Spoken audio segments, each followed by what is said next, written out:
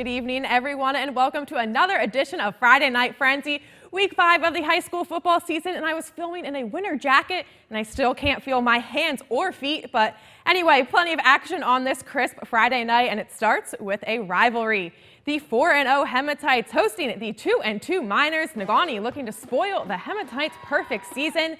But it's Ishpeming who strikes first, and it doesn't take them long. Gavin Sundberg fakes the handoff and keeps it himself. 2-point conversion is good, and the Hematites up 8-0 2 minutes into the game. Second quarter now, the Miners in Hematite territory. Jason Waterman targeting Tyler Hinsela, but Sundberg jumps in front and takes it to the house. A pick six, and Ishpeming finds itself up 16-0 early on, but Waterman will redeem himself. He punches it in from a yard out to get 6 points back, and the Miners are on the board. The 2-point conversion is good. It's now 16-8 Ishpeming. And on the kickoff, though, Hunter Smith back to receive. No Chris Berman impression this week from me. Smith is off to the races, though. An 85-yard kickoff return, and the Hematites are back in front by 2 scores. A punt return last week, kickoff return this week, nothing that kid can't do. 2:15 until halftime. Miners trying to close the gap from 10 yards out. Drew Duchesne finds the promised land. 2-point conversion is no good. Ishpeming leading 22-14 at the half. The Ishpeming marching band playing the greatest showman at halftime. Job well done by them.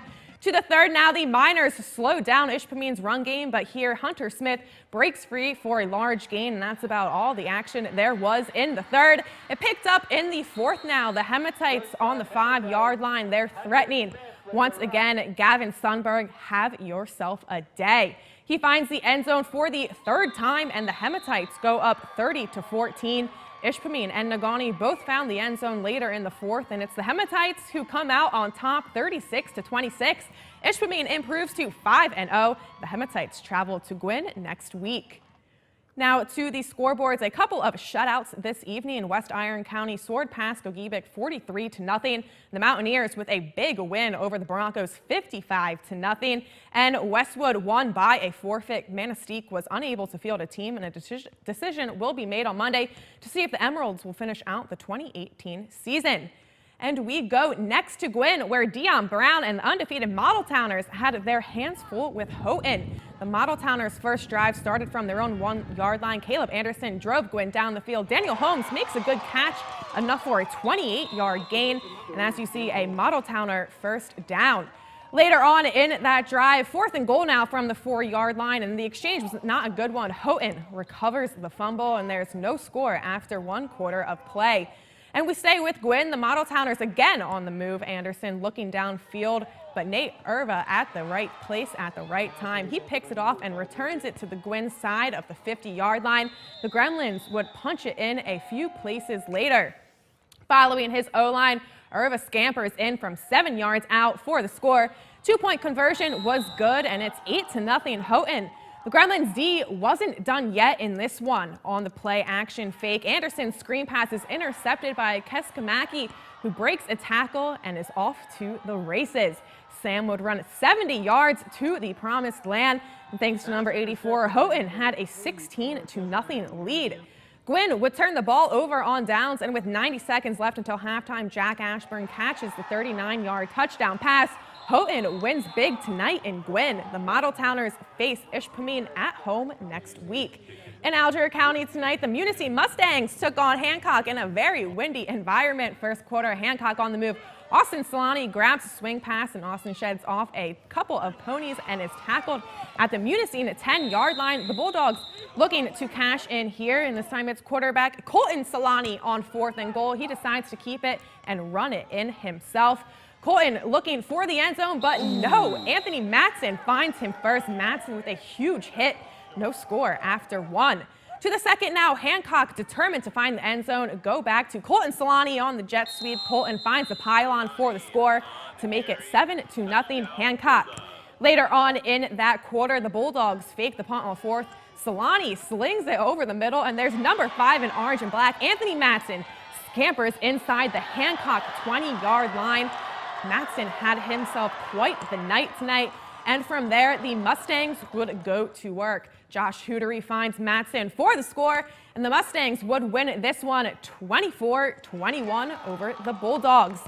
And we go Next to Calumet, another undefeated team where the Copper Kings band kept everyone entertained.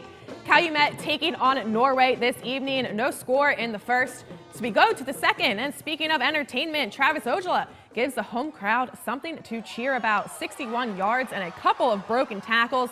To the house he goes. That made it 6-0 Calumet.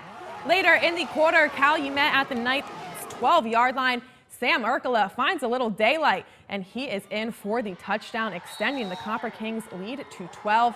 On the two-point conversion, Calumet moves the ball through the air. Brent Laukus finds Matt Ojala in the back of the end zone for 2 more points, and the Calumet D pitches a shutout at homecoming over the visiting Knights. Calumet is now 5-0 on the season. Checking out the 8-man scores now, North Central had no issues with North Dickinson. The Jets beat the Nordics 55-6. And another shutout tonight, Pickford 58, Rudyard 0. A close one between Rapid River and Superior Central, but the Rockets came out on top with a 32-24 win. Engadine hosting Cedarville this evening. The Eagles picked up a 39-20 W.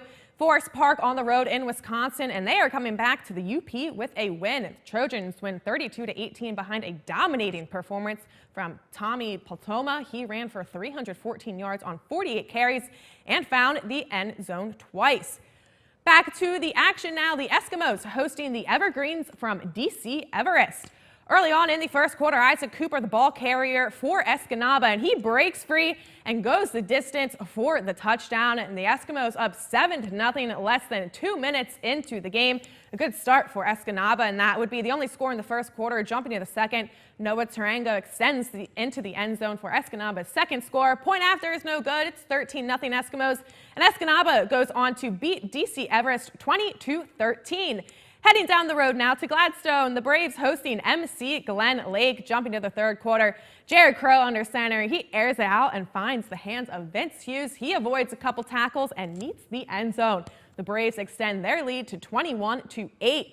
Moments later now, the Lakers looking to get something going on offense, but Rudy Peterson says no, not today. He comes up with a huge interception, and that was a clutch play there by the Braves. Later on offense, Brody Sandville takes the handoff, and that's all she wrote. Touchdown, Braves. Gladstone beats MC Glen Lake 28-8. Back to the boards one more time. Menominee gets their first win of the season, 57-32 tonight over Southern Door. And thanks to some high winds at the Mackinac Bridge, Marquette's homecoming game against Petoskey was pushed back to 1 p.m. tomorrow, with the homecoming parade set to begin at 11.